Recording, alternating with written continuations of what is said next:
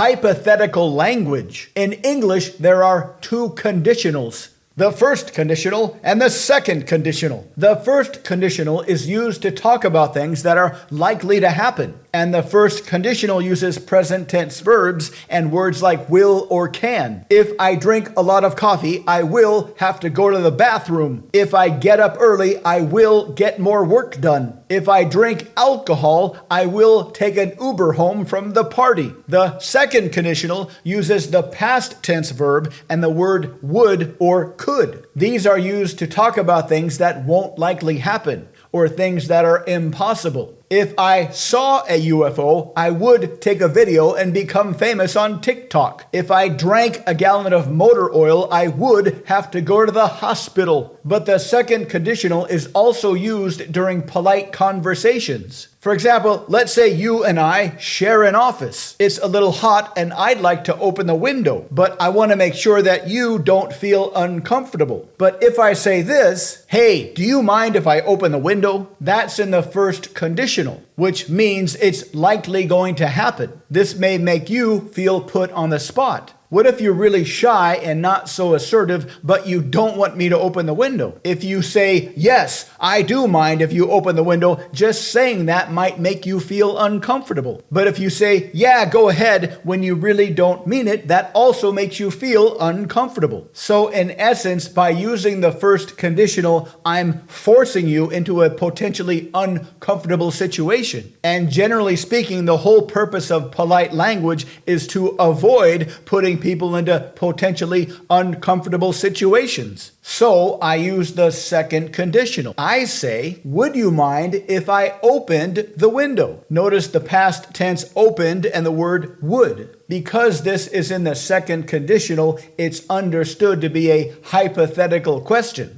A much more accurate and cumbersome way to say the same thing is, hey, I'm not going to open the window, but just suppose in some parallel dimension I did open the window. If I opened the window in this parallel hypothetical dimension, would you mind? And because I put the question in hypothetical land, it's a lot easier and more comfortable for you to answer that question, because you can answer that question with the same hypothetical language. Yeah, actually, I have a cold, so I would prefer if you didn't open the window. So both the question and the answer exist in this hypothetical space. Both people say face without anybody needing to feel put on the spot. The second conditional and words called modal operators are helpful in getting people to think about things in hypothetical land without feeling put on the spot. Modal operators are words like could, would, can, may, might. For example, suppose you sell things to people and you want your customer to imagine taking the product home,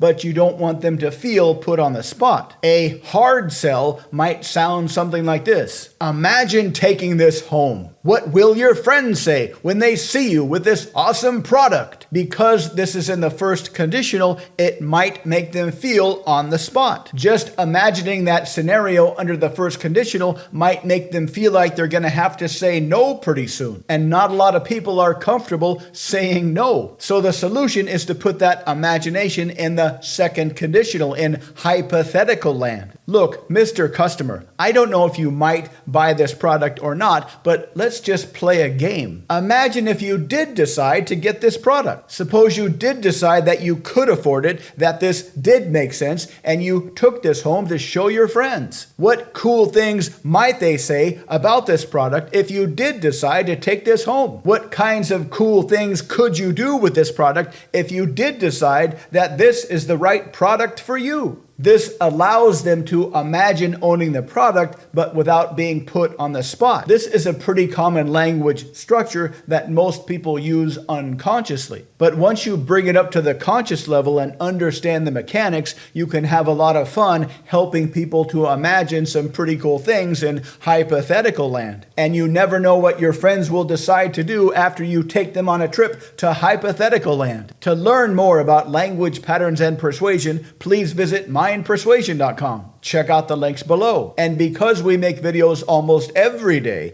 please subscribe so you can continue to learn more. Let us know what you think in the comments. Thank you for watching.